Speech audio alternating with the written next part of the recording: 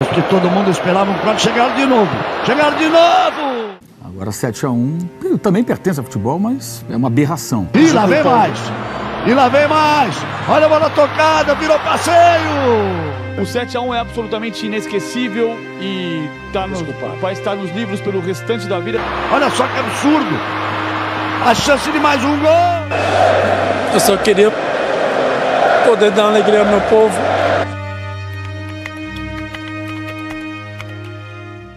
Meus amigos, 10 anos da maior goleada sofrida pela seleção brasileira na história. Mas afinal, o que fez um time semifinalista de Copa do Mundo sofrer uma derrota tão expressiva assim, ainda mais jogando em casa? Bom, eu assisti o jogo, revi os lances, analisei números para te contar hoje, em detalhes, o que aconteceu naquele fatídico 8 de julho de 2014. Antes de falar do jogo especificamente, a gente precisa contextualizar o que era a seleção brasileira de 2014. Apesar da empolgação geral pela conquista da Copa das Confederações no ano anterior, ainda mais sobre a Espanha, que era a atual campeã do mundo, jogando muito na final, e a competição também ser disputada no Brasil, aquele time não empolgava, tecnicamente falando, tanto pelos jogadores quanto taticamente. Aquele time era comandado por Filipão e não demonstrava ser uma seleção brasileira que poderia ir muito longe na Copa do Mundo, mas acabou chegando na semifinal. A campanha na fase de grupos já demonstrava sinais que aquele time tinha alguns problemas. Na estreia, o Brasil sai atrás e consegue vencer a Croácia por 3-1, num jogo relativamente ok do time. Depois fica no empate por 0-0 com o México, uma atuação que não foi ruim, teve o Ochoa, goleiro do México, como principal destaque da partida, mas não conseguiu vencer o México na fase de grupos. Na terceira rodada, o Brasil vence Camarões por 4-1 sem muitas dificuldades. E as dificuldades para o Brasil naquela competição começam logo nas oitavas de final, quando enfrenta o Chile. O Brasil sai na frente com o gol de Davi Luiz, leva o empate ainda no primeiro tempo, e aí no último minuto da prorrogação, o Pilini acerta o travessão num lance que muitos dizem que seria muito melhor para a história da seleção brasileira se tivesse entrado. O jogo foi para os pênaltis, e aí o Brasil conseguiu se classificar para as quartas de final, na fase qual enfrentaria a Colômbia. Vale lembrar que a Colômbia também tinha uma boa geração, contava com Rames voando, mas o Brasil também enfrentou dificuldades. Fez 2-0 com 2 gols de bola parada, um escanteio com o Thiago Silva marcando de cabeça e outro numa cobrança de falta do Davi Luiz. E nesse jogo acontece duas tragédias, podemos dizer assim, para a seleção brasileira. Primeiro, Thiago Silva leva cartão amarelo e aí fica suspenso para enfrentar a Alemanha na semifinal. Era um dos principais jogadores, eu diria que o segundo melhor jogador do Brasil, atrás apenas do Neymar. E o Neymar sofre aquela entrada criminosa do Zuniga, uma joelhada nas costas que o tira dos gramados sem chance nenhuma, ele não consegue nem sair de campo andando, e aí o Neymar fica fora da semifinal. Ou seja, naquele jogo o Brasil perde seus 2 melhores jogadores. Só para vocês terem noção da importância do Thiago Silva e do Neymar para aquela seleção brasileira. O Thiago Silva era referência técnica, o melhor zagueiro disparado que a seleção brasileira tinha, estava no auge, ele foi eleito inclusive para a seleção da Copa naquele ano. E o Neymar, ele era, olha esses números, gente, o Neymar terminou aquela competição sendo o quinto com mais participações em gols, com 5. Ele esteve no top 10 de dribles e passes decisivos por jogo, sem contar que o Brasil, para criar, já dependia muito do Neymar individualmente. E aquela seria, contra a Alemanha, seria a primeira vez que o Brasil entraria em campo sem seu principal jogador na era Felipão. E aí, finalmente, a gente chega no momento de Brasil e Alemanha. Para começar, quem seriam os substitutos de Thiago Silva e Neymar? O do Thiago Silva não tinha muito mistério, o Dante era considerado o terceiro zagueiro, ele vinha de boas temporadas com o Bayern de Munique. A principal dúvida era quem seria o substituto de Neymar. E aí teve várias opiniões, um mistério muito grande, até que na hora do jogo foi definido. Bernard seria aquele que entraria contra a Alemanha para manter o estilo de jogo da seleção brasileira. De fato, era o jogador mais próximo que a gente tinha do Neymar. Um ponta esquerda, velocista, driblador até certo ponto, e aí também, não sei se pesou muito, mas ele era revelação da categoria de base do Atlético, xodó da torcida de Belo Horizonte, conhecia muito o Mineirão, não sei se o Filipão pesou isso na decisão final, mas ele tinha outras alternativas, poderia ter colocado o volante, e aqui a gente começa a diagnosticar, entre aspas, aí, o que aconteceu com a seleção brasileira naquele jogo. A entrada do Bernard no lugar do Neymar já é um dos indícios que o Brasil perderia o meio de campo totalmente. Se ele entra com o Hernanes, com o Paulinho, com o próprio Ramires, por exemplo, a história poderia ser diferente. E ainda dentro das escalações a gente percebe a disparidade técnica entre as duas equipes. Vou falar aqui para vocês os dois times e olhem a diferença. Depois de algum tempo fica mais fácil da gente analisar, porque a maioria desses jogadores já completaram a sua carreira, né? Então, olha só, o Brasil entrou com Júlio César, Maicon, e aqui também eu acho uma decisão muito questionável, por mais que o Daniel Alves não fizesse uma Copa extraordinária, eu acho que poderia ter pensado, o Daniel Alves ainda estava no auge, talvez também tenha pesado a questão defensiva. Davi Luiz e Dante na zaga, o Marcelo na lateral esquerda, mas aqui do meio para frente a gente começa a ver a disparidade técnica que tinha entre Brasil e Alemanha. O meio de campo foi formado por Luiz Gustavo, Fernandinho e Oscar. E no ataque a gente teve Hulk, Bernard e Fred. A Alemanha, por sua vez, entrou com Neuer, Lan na lateral direita, Boateng, Hummels e Rovedes na esquerda. Meio de campo é brincadeira, gente. Schweinsteiger, Toni Kroos e Khedira. No ataque, Ozil, Müller e Klose. Ou seja, aqui também a gente vê o time da Alemanha já era muito melhor. O suficiente para ganhar por 6 gols de diferença? Eu acho que não. E aí a gente vai tentar explicar o que aconteceu naquele dia. Primeiro, falando sobre o posicionamento da seleção brasileira. Era um 4-1-4-1 com bola, o Fernandinho avançava bastante, isso vai ser uma das chaves do jogo. O Fernandinho atuava muito à frente, então quando o Brasil perdia a bola, ele praticamente era um meia do lado do Oscar. O Brasil até tentava fazer uma pressão pós-perda, mas sem efetividade. E aí a gente tinha Marcelo e Maicon bem abertos e Hulk do lado esquerdo e o Bernard do lado direito. E aqui também outra crítica que eu faço ao Filipão. São dois jogadores que sempre atuaram nos lados invertidos. O Hulk sempre foi conhecido pela potência, né, de puxar pelo lado direito e cortar para dentro. O Bernard também sempre no Atlético Mineiro, jogando mais da esquerda, às vezes puxando um pouco para dentro. Não entendi o que o Filipão pretendia com essa alteração de lado dos jogadores. Tanto é que depois, ao longo da partida, ele inverte os dois, mas é algo que, ao meu ver, também prejudicou a criação de jogadas da seleção brasileira. Já a Alemanha jogava num 4-3-3 básico, com muitos jogadores por dentro. O Ozil e o Müller, que eram, na teoria, os pontas daquele time, eles centralizavam muito. O Müller abria o corredor pro Lan, do lado direito, e o Ozil centralizava. O Rovedes não atacava muito, o Rovedes era quase um terceiro zagueiro, só que a chave tá ali. Os dois atacantes centralizavam, e aí o Brasil, com um volante praticamente, já que o Fernandinho subia muito, perdia totalmente o meio de campo. E agora falando sobre o jogo em si. Vamos lá. Você vê o jogo, é uma coisa muito curiosa, porque o Brasil começa dominando a partida. Nos 10 primeiros minutos é totalmente do Brasil, naquele ímpeto de vamos pra cima, talvez nem tanto de organização tática, mas o Brasil cria muito ali nos 10 primeiros minutos,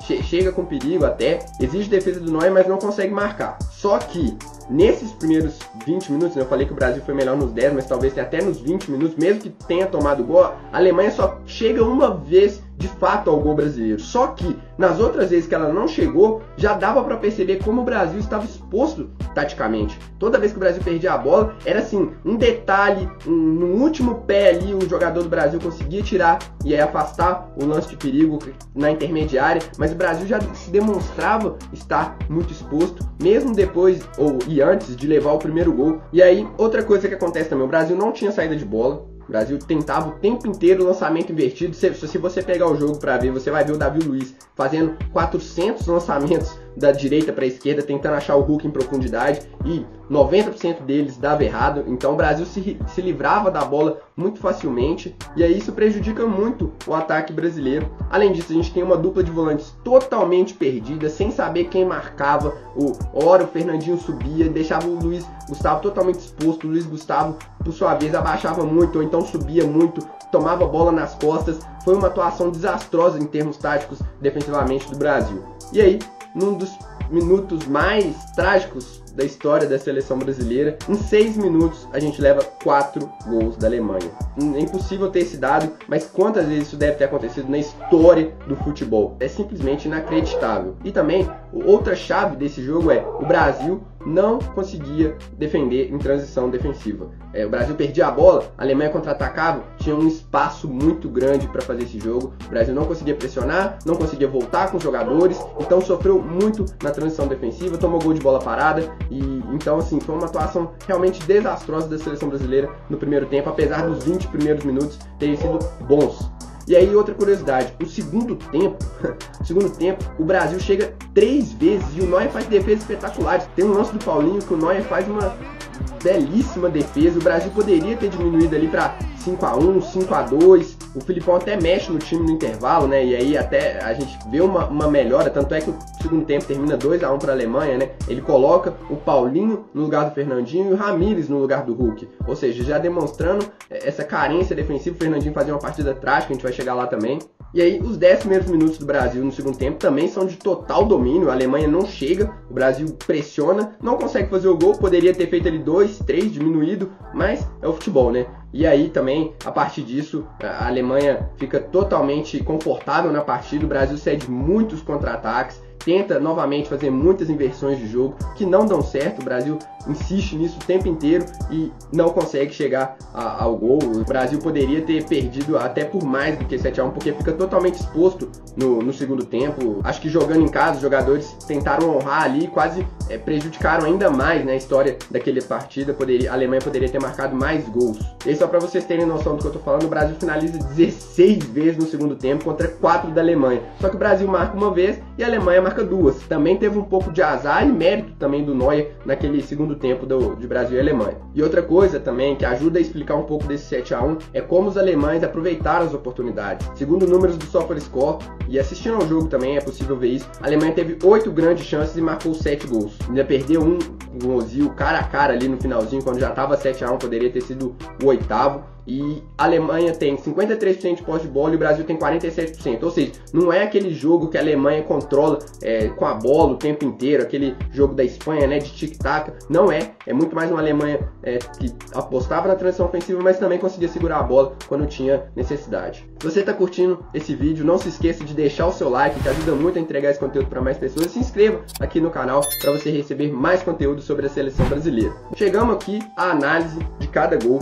da Alemanha. Vamos lá. O primeiro gol sai aos 11 minutos. O Toni Kroos bate escanteio. O Davi Luiz, que marcava o Klose, fica preso na marcação. E aí o artilheiro alemão vai lá e aproveita a falha do Davi Luiz. Ou seja, aqui foi uma falha individual. O Brasil marcava homem a homem naquela cobrança de escanteio. O Davi Luiz ficou preso no bloqueio do Müller. O Klose foi lá e marcou sem dificuldades. Isso aos 11 minutos do primeiro tempo. O segundo gol sai aos 23 minutos do primeiro tempo. E aí são duas falhas individuais do Brasil. Vem um cruzamento da ponta direita, o Fernandinho tenta se antecipar, não consegue, e aí o jogador alemão fica livre. Outra coisa que acontece nesse lance também é, durante aquele gol, o Müller arrasta o Marcelo, e o Marcelo, ao invés de sair para deixar ele impedimento, acompanha ele até o final e dá condições para o jogador alemão, e aí o time sai tabelando dentro da área do Brasil e marca o segundo. O terceiro sai 1 minuto depois, praticamente na saída de bola também. E aí esse gol é bem dentro daquilo que eu falei. A falha de marcação dos volantes, que afundam muito, deixam a entrada da área totalmente livre. E aí o Kroos aproveita o cruzamento e faz um belíssimo gol para a Alemanha fazer 3-0. E nesse momento, imagina o psicológico dos jogadores.